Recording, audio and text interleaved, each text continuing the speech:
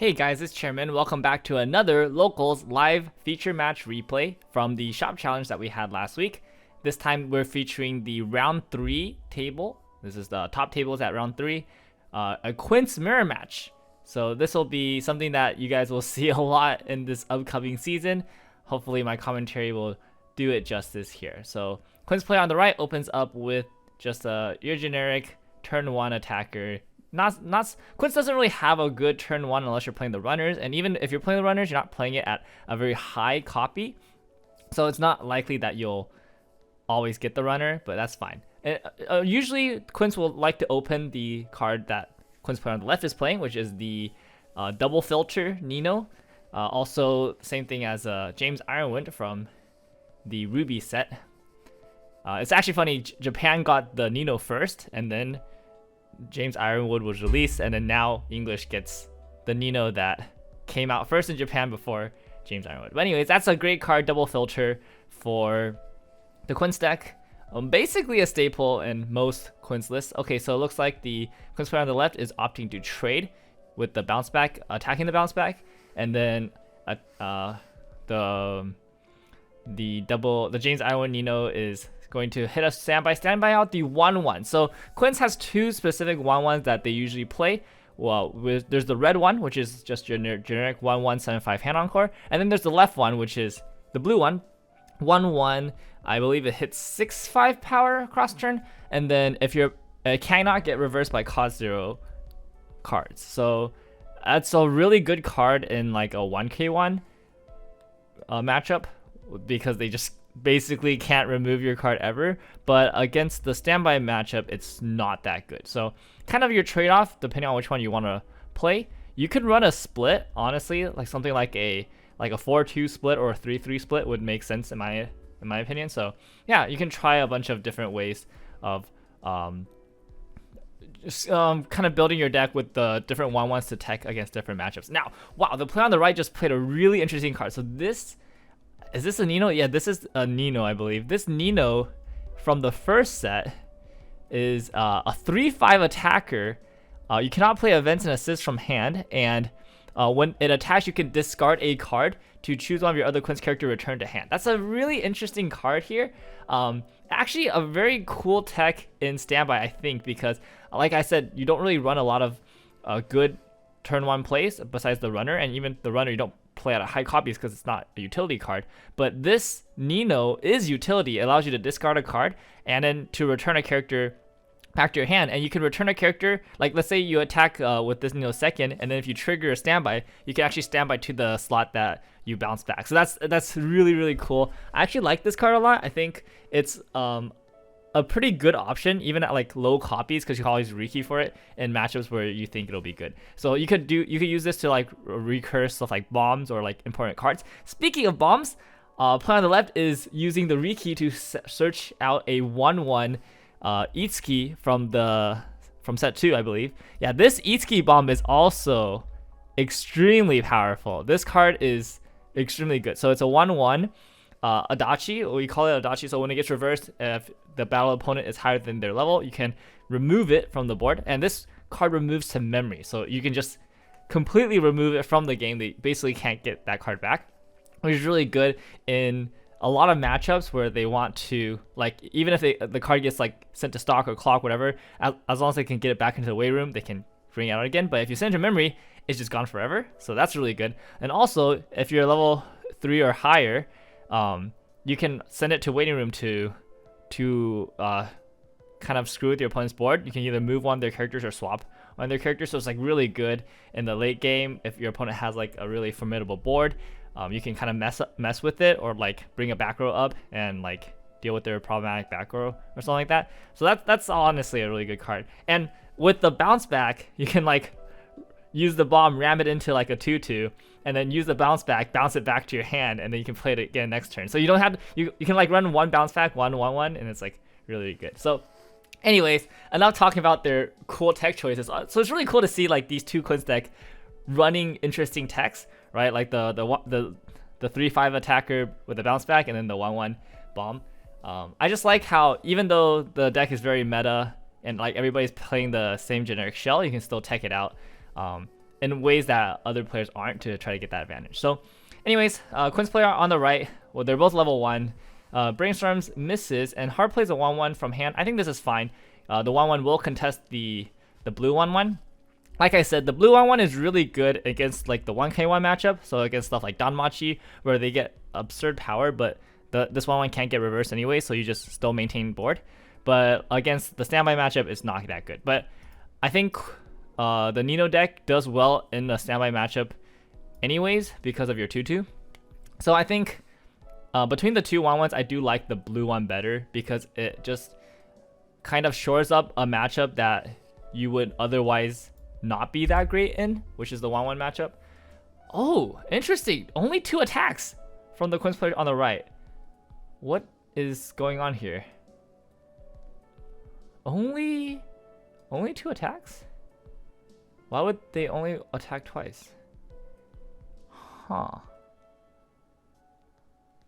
I mean, I guess they just maybe didn't have enough characters in hand. I mean, he missed the brainstorm, so it's likely that you just didn't have enough characters in hand and can only attack twice. Also, well, yeah, I mean, I think this is weird. If you're going to attack twice, you definitely want to kill the bounce back here, just because that's a card that can get potentially more value. The Riki is the Riki stays on board, it doesn't matter, but the bounce back is good, and yeah, so you should kill the 1-1 and the bounce back here.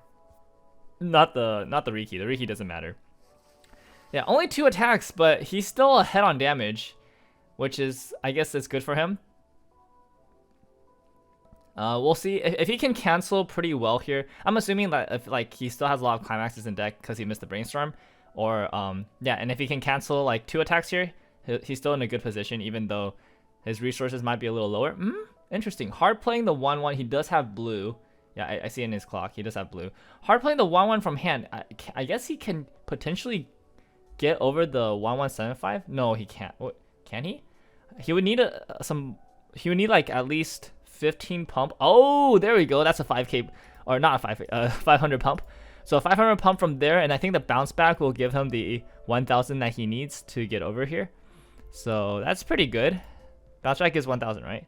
Yep, bounce back is 1000. Okay, so yeah, so using the 1-1 to hit 8k here to get over the 1-1 hand on court and then send it to clock, and then using the 1-1 bomb to send the 2-2 to memory, and then standbying out the 2-2 from waiting room. Even though it's a direct here, this is still like the best I guess configuration of the board because you're hard removing both the 1-1 and the 2-2 with this configuration. If you do it any other way, you wouldn't be able to hard remove both characters. So I think this is definitely correct. Yeah, and then obviously you want to attack with the 1-1 last because you need cards and clock so that you can shoot it to clock. And then hits a standby here. Standby's out either brainstorm or looks like another 1-1. Honestly, I would probably stand out the brainstorm here just because 1-1's like not very good value in this matchup. It's a standby matchup, so the 1-1's not that good. And then brainstorm is just good utility. I think this is something I mentioned in the last game, but sometimes if you're already going to be winning on board, which we can see that the player on the left is winning on board already, you don't really need to go for other like board cards. You can just go for utility and then make sure your deck state is good, right? Because like the 1-1, like oh wow, he took all that damage. Wait, that's super good for the player on the left. Yeah, so like player on the right is definitely going to be behind here in terms of resources. It's going to be very hard for them to claw back up here. But yeah, so player on the left, he's going to be winning board because there's no way the player on the right is going to be able to contest that well with low resources. So you're probably going to be able to keep at least one of your characters, and then you can hand on card the 2-2 no matter what. So like the 1-1 here is like not very high value in my opinion, and if you have the brainstorm and like if the brainstorm gives you the utility that you need, then I would rather have the brainstorm here. You can always pay 2 with the other back row to get a card, like if you don't have like a good attacker. You can always just like get the 1-1 again or something, but like the brainstorm, I mean, you can also always just pay 2 and get the brainstorm too, I suppose. That's always an option, but yeah, I think the brainstorm here is probably better. At least better than a 1-1. I mean, I think if he had a 2-2, he would just go for the 2-2, right? I think that's probably a given. Yeah, so it's a pretty difficult situation for the player on the right here because of the 4 cards in deck, right? So if you have, it just makes the brainstorm not, hard playing the 2/2. That's not something you want to do as a Quints player ever. But I suppose, you know, if that's what it takes, that's what it takes, right? So, okay, and then playing the on death Ichika, kind of like the Aqua effect, or you clock yourself and then you look at top 2. Okay, shuffling 2 cards back. All right, 1 card in deck. So shuffling 2 of the 3/2 Ninos back. Okay, telegraphing that he has the 3/2 Nino combo in hand. So probably gonna be using that this turn. And yeah, so I think the choice between running the Ichikas, which one you run, I think you want to run. Oh, okay, that's me. So I think the players asked for a judge shuffle here because there's 3 cards left in deck, and 2 of them are the Ninos. So like no matter who's cutting the deck, like it's pretty easy to track where the cards are. So they just asked me to judge shuffle, and I like just turned it around and like just shuffled it randomly. I think that's always a good thing to do if you're ever playing in like a very competitive setting and you're in situations like that where there's like only a few cards left in deck. No matter how you shuffle it, it's like the information is pretty easy to track. Just have a judge come over, they'll like, you know, face the other way, they'll shuffle it for you, and then that way, even though, you know, it's just a few cards and, you know, players know what's in the deck, at least the order is something that players would not be able to track. So I think that's a very good idea to do that. I mean, that's what the judges are here for, right? So, okay, attacking twice again. Dang, that's not what you want to be at. But I think I understand the idea here, because you have 3 cards left in deck. If you attack twice, your climax can go back. If you attack 3 times, the climax not going back. And at this point, he needs more climaxes in deck than damage dealt, right? And I think that's fine. Also, if you attack 3 times here, and it just commits more resources from hand that you probably would not be able to protect in this situation, especially looking at the Quints player on the left. They have all the resources. They have the 2/2 that you know, is definitely going to sticks the 4. Wow, that's a lot of damage. But yeah, the 2/2 is definitely not going to be you know, removed from the board. So they'll be able to use that 2/2 and the back row Itsuki to contest whatever you play. So definitely attacking twice here is not bad. So the first turn of attacking twice, I think, is unfortunate. Like, you want to attack 3 times at level 1 for sure, just to do as much damage as you can. But here, the attacking twice I think it's actually pretty good. It makes sense given his situation. Just like low resources, want to conserve resources, make sure as many climaxes go back in as possible. Also, there's really no point in like trying to fight for board at this point. And also, yeah, like attacking twice here, he still manages to trigger both of the 3/2 Ninos, which is excellent. And then standbys out 2 of these, the other 3/2 Nino for a really strong board. So like, yeah, all of a sudden his board is just completely like powerful, and this is where we see that like the 1/1 is just not that good, right? Like sure, he saves the stock for standby out the 1/1, but like, what's the 1/1 gonna do in this situation, right? It's not gonna do much. If that was a brainstorm, he could just brainstorm either now or on the new deck. I don't know what his deck state is currently, if there's like a climax in the deck left or not, but yeah, like the brainstorm definitely would have a lot more value here in my opinion.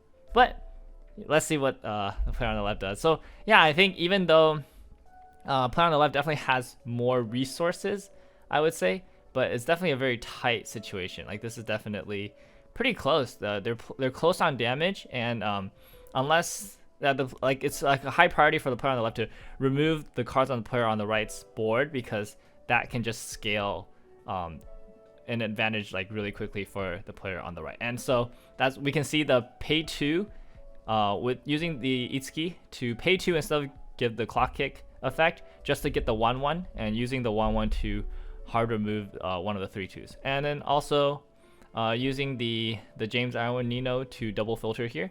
So doing the top check effect first to guarantee the salvage, and then or using the top check effect here to get information on the top card of the deck and get the salvage, and then now he can choose if he wants to do the draw or not. So yeah, so he's deciding on the salvage, but I think this is kind of interesting, and I think he needs. So he salvages the Nino, discards the Nino to draw the the 3-2 Nino climax. So I think he needs to salvage the 1-1 here just because those 3-2 Ninos on the opponent's board is just, they're huge, right? So there's 2 of them, and I think, so that's like 3k to the board, and then the 2k from behind with the Ichika support. So, yeah, the Ichika support. So yeah, the Ninos are absolutely gigantic. I think they are, yeah, they're 15. Yeah, so the 2-2 is actually not going to be able to get over it. So he needs the 1-1, unfortunately, here. And yeah, so at this point, okay, honestly, this is definitely a lot of like, you'd have to have crazy like, you know, future sight for this. But if he actually stand by it out instead of the brainstorm, actually, if he stood by out the bounce back, it would actually be perfect here. Or actually, he could just consider playing the bounce back from hand here. Oh yeah, he's doing it. Okay, yeah, so playing the bounce back, shuffling back 2 copies of the 3-2 Nino. A very similar play to what his opponent did, right? 1 card left in deck, shuffling back 2 of the 3-2 Ninos, and then I think they're calling for me again. Yeah, they're calling for the judge. Yep, and yeah, 2 3-2 Ninos, just verifying. Oh yeah, 1 card left in deck. Yep. Dude, get the most use of your judges, man. They get paid for this. Well, I didn't get paid for this, but you know, at like a BCS, they get paid for this. So yeah, but I think, yeah, very similar play to what his opponent did here. And you play a standby here, bounce back the Nino, give the effect probably to the 2-2 in the middle, and then you're definitely going to be standing out like the what's it called, the 3-2 Ichika from waiting room here. And actually, I think because of the 3-2 power, the 1-1's actually going to be big enough to contest the 2-2, which is, oh, actually that's actually pretty good, huh? Now that I think about it, so the 1-1 actually will be able to contest the 2-2. So not a bad idea to stand by out the 1-1 here. And well, with all is said and done, because it can actually contest the 2-2. That's not one of the weaknesses, I would say, of the Quints deck, is that the 2-2 is so small on defense that like a lot of stuff can contest it. And so as you can see here, like even though the 1-1, the blue 1-1 normally would be really bad in a standby matchup, like against any other 2-2, that's just gonna have to crash, right? But in this specific deck, because the 2-2 is so small, you can stand by out the 3-2 and it'll actually be bigger. So yeah, I think ultimately that this play is really good, or like it's gonna be really good for the Quints player on the left. Yeah, just being able to, once again removing the entire board on his opponent's side is just fantastic. Yeah, just really well played out here. I think winning board every turn is so important for your standby deck, and then especially for the Quints deck, because as like once you win board and you can get all the resources for a winning board, there's so many defensive tools like the 2-3 event to minus soul to just also stabilize and damage as well. So like the winning board translates directly into winning the damage race. So unfortunately, he'll only get 1 standby here because the first card was not a standby trigger. So it's gonna his last card is going to be the 3-2 Nino, and he will not get a standby for that. But still will win board. Still gets to standby out 1 card, the 3-2 front row Nino, the global 15. So the 1-1's even bigger now. Like 6-5, 8-5, like 6-5, 8-5, 10, and then 11 if he gave the bounce back effect to it or not. But I don't think he did. So at least it's still 10k against the 7k. Yeah, definitely bigger. So yeah, that's pretty good. And then the 2-2 is going to be bigger here. If he gave the bounce back effect and then the 3-2 support behind. Also, because of the 1-1 kick to memory, the Nino player, or on the Nino player on the right has lost 1500 power, so the Nino's only 13.5, and then I think the 2-2 is gonna be swinging here for like 17 or something like that. Yeah, definitely bigger. Dang, why is Nino so big? Or no, it's 5k power, so 12. No climax combo, so it's just 12 plus 4, so 14 with the bounce back 15. So really good.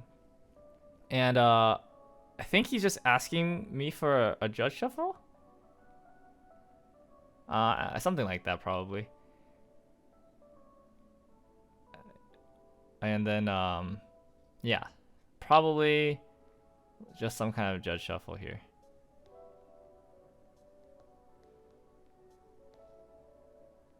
But yeah, let's see what's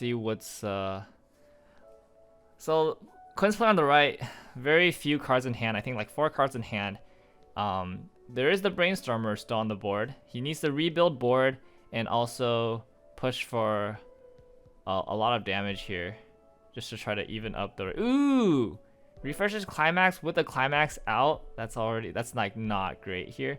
So oh, and then cancels on the one here. So that's pretty good. Gets a clock and then potentially and heal it off with like a 3/2 Nino or something like that. So that's not bad. Yeah, clocking, draw 2. Let's see here. So I mean, I think he has to brainstorm here, right?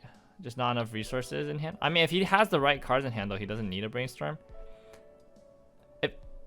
Does he have the 2/2 in waiting room? He does not have the. Oh, he does have a 2/2 in waiting room. Okay, interesting. Plays the 3/2 Miku here.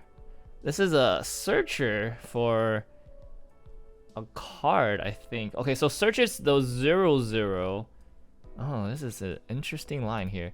All right, plays the 3/2 Miku from the. That's from the trial deck, if I recall correctly. No, it's not from the trial deck. Oh no, it is from the trial deck. 3/2 Miku from the trial deck. Search a Quints, and then on attack, pay 2, ditch 1 to Icy Tail 4, and then searching the 0/0. I think that's an Itsuki. Yes. 0/0 Itsuki. So I think the play on the right isn't playing the Nino James Ironwood, and is actually playing the Itsuki, which is your traditional Arisu effect, which is like on play reveal top add if it's a character, and then ditch a card draw, or ditch a not a card but like ditch a Quinn's character to draw. So a little bit more flexible than the Nino, because the Nino has to ditch a Nino to draw, but then the top check is definitely worse because top check add versus top check salvage is, generally speaking, your top check salvage is going to be better. Although the Itsuki does go through 2 cards rather than 1, whereas the Nino only goes through 1 card. The Itsuki can potentially go through 2 cards, which is kind of cool. Anyways, playing the standby here, standbying out a 3/2 to the back row, just to, I guess, get that for the next turn, and then also getting the +1 soul from the 3/2 back row, presumably here. I don't know where he assigned it to, but okay, 2/2. Yeah, yeah, okay. So levels up to level 3 here. I think. I mean, I think at this point, I mean, this makes sense for the most part. Oh, hey, using the Icy Tail effect. Interesting. I mean, yeah, again, like if he has the resources, I think it's fine. Let's see. Hits 1. Okay. Not bad. Pay 2, ditch 1, burn 1. It's pretty fairly costed. Hits a standby here. Okay, interesting. What would you stand by here? Probably like just a 3/2. Just another 3/2 to the back row. You can actually standby out like the 3/2 Nino over the back row. Ichika. Oh no, Ichika. Back row Ichika, and then still proc the Ichika effect. I'm pretty sure on this. I don't think there's a ruling that says you can't do it, because like the Ichika effect is like when another character is placed on stage from waiting room. So that actually will trigger when the card is being placed on top of herself, kind of similar to how like the cards that are like if another character is placed on stage from hand, you can look at the top card of your deck. It's like it's very similar phrasing on the trigger condition, and it doesn't need to be on the board in order to trigger. Even though it leaves the board due to roll action, you can still get the soul. So I think he's deciding on whether or not he wants to give the soul effect here. And wait, what's happening here? He like used some stuff. Oh, he used a counter, I think. Oh yeah. Oh, okay. He's using the memory counter. It looks like. Wait, is that the memory counter? Yeah, it is the memory counter. And then cancels on that. Is this the memory counter, or is it the anti-change counter? It's one of the set one. It's the counter that like they all have. So I think it's, oh yeah, it's it's pay 2 anti-chain counter. Okay, so using an anti-chain counter to protect the 3/2 Nino here. Is that necessary? I mean, I guess if he doesn't have what do you call it? If he doesn't have the 3, oh yeah, looking at his hand, does not have any 3/2 Ninos on ready in his hand. And I do believe they're like mostly in stock at this point, because I don't think he paid them out from when he used the combo turn before. So that's one of the awkwardness of the Quints deck, is that like your 3/2 Ninos go into stock, and then like you have to somehow like get them out and then into your hand if you want to heal. So like it's hard for him to heal in this position. Like he can't like effectively heal down basically, which is really awkward. Yeah. So that's kind of unfortunate for him. Interesting. Okay, he's thinking of salvaging the 1/1 here. So if he salvages the 1/1 here, it's definitely going to be used to move one of the characters from his opponent's board up to the front row to kill. Oh, he's salvaging it. Oh, interesting. Okay, so he's gonna sack it to pull something up. Pulling up the 3/2. Oh, interesting. So he's pulling the 3/2 up, and presumably to kill it. Can he kill it with what? Is that, how big is that? Oh, it's only 8/5, right? Because it only gets power on his opponent's turn, on his turn, or yeah, the opponent's turn during your turn, right? So it's 8/5 power, no back row. Oh, wait a second. The 1/1 is the 1/1 is 8/5 power too. Oh my goodness. Wait, that's gonna trade. Wait, that's kind of sick, actually. Wait, so this trades both. Oh, interesting. I like this play. I actually really like this play if he has the 2/3 event in hand. If he has a 2/3 event in hand, I think this is a great play, because you trade the 1/1 with the 3/2 so that he can't encore or do anything with the 3/2. Like, I mean, I would probably yeah. I think this is a good play. I mean, if he has the counter, he has the counter, but like if he doesn't have the counter, like that's definitely really good. Oh, I guess it's even bigger than 8/5 because of the global. Although, would you attack this way or the other way? I think maybe I would attack the 3/2 to the 3/2 and then attack the changer with the 1/1, because I think you're okay with letting the changer live if he doesn't have the 3/2 in hand, right? But if you let the 3/2 live, then like if he just has the combo, you're screwed, right? Because he like if the changer, so in order for him to protect the changer, he would have to use a counter, and if he uses a counter, he can't like salvage, he can't burn, and he also can't salvage the Nino as easily, and then so he wouldn't be able to change into the 3/2 as easily. But if you kill the, so here he actually can get the burn off if he wants to, which is kind of scary here. Yeah, I think I would have attacked the 3/2 with your bigger card, because you just want the 3/2 gone more than anything else. Like, because usually you want to kill the changer because the changer is like so scary, but because of like the limited resources, like a simplified game state, like the changer is actually not very good.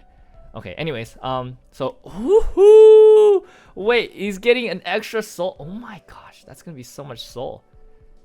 Wait, so okay, where's he assigning the soul? Okay, so he's assigning the soul to itself here. So I'm assuming this is a side attack, because why would you not side here? So like that's gonna be for 3. Oh, he cancels. Okay. All right. Okay, so this is gonna be for 2. Oh, it triggers a standby again. Oh, soul in the center again. Wait, hold up. Wait, 3, 4. So it's 4. Is this for 4, or is this for 5? Wait, actually. Wait, hold up. 3. Oh, I think he assigned the soul to center before. So I think this is actually for 5. Fronting for 5. Wait, the 2/3 event doesn't do anything. Oh, wait, it's just fronting for 5? Yo, this, okay, I mean, he just cancels on the top 5 here, and he's fine, right? Yeah, I mean, unfortunately, your 2/3 event is useless now. If it was for anything less than 5, you would 2/3 event, and then, you know, you would be alive, like, guaranteed. Yeah, he's looking at the 2/3 event in his hand going like, oh yeah, this is definitely for 5. Because if it was for 4, he just 2/3s event here, like no problem, and he lives another turn and his opponent's dead. So this has to be for 5. He has to cancel on the top 5. Yeah, there's nothing you can do about that. Oh man, that's a little unfortunate, but I mean, it is what it is. I mean, just cancel top 5, man. Crazy. There's like no way, right? I mean, is he that out? Is he that out of resources here? Oh. Oh, he takes it. Oh my goodness. Oh, is there like only one left? Oh, I guess he's not very compressed then, huh? Wow, dang. What a game. Wait, that was a crazy game. Interesting. The Quints player on the right attacked twice, 3 turns in that game and still won. That's ridiculous. I mean, I think that's just the power of like the Quints deck and how much soul it can pump out. Because of the Ichika back row, whenever a character gets summoned, you can pump a soul. Like, that was like the perfect example of how strong that 3-2 Ichika back row is. Like, it went from like a situation where he was not gonna win at all because he just didn't have enough soul damage, even though he was attacking twice, just not enough damage on board, into all of a sudden he just had enough, and you know, lethal present. Wow, and crazy game. I think that was pretty well played from both players actually. For the play on the left, I mean, just solid use of resources and the utility to like continually deny board from his opponent. Yeah, using the 1-1 to like really good advantage. I mean, that was just such a good demonstration of how strong the 1-1 was.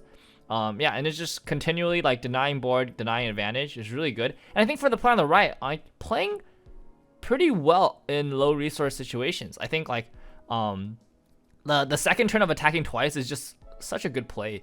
I really want to give a lot of credit to that play because I think it's so underspoken. Like, attacking fewer times in mid game isn't always a bad play because it helps you conserve resources. Like in a low resource game state where you just need to be able to like get to the board that you want to be, like attacking one less time means you lose 1 less card, even though you potentially can do less damage. Like, as long as some damage sticks, or as long as you can make up for that damage later, it's fine. If you don't need the stock, I mean, it's a standby deck, so like you don't really need stock as much. So yeah, the 2 attack there was, I think it was probably saved him the game, honestly. If he attacked 3 times there, I think he would probably have lost. Just not enough resources in hand, probably would have bled out too much. But then yeah, just the attacking twice there, getting the climax back, gave him enough cards to cancel, and yeah, that's just, wow, fantastic game. That was really good. I hope you guys really enjoyed that one. This was a great game. I'm really glad we got to showcase it. And yeah, congratulations to the Quints player with the Tsukihime sleeves moving on in the tournament. I believe they were undefeated at this point, so you know, both players still have a chance to make top cut. And yeah, thank you guys so much for watching. As always, if you enjoy this kind of content, feel free to subscribe. We got one more game from the shop tournament, shop challenge tournament, coming right at you pretty soon. And yeah, can't wait for that one. All right, see you guys next time. Peace.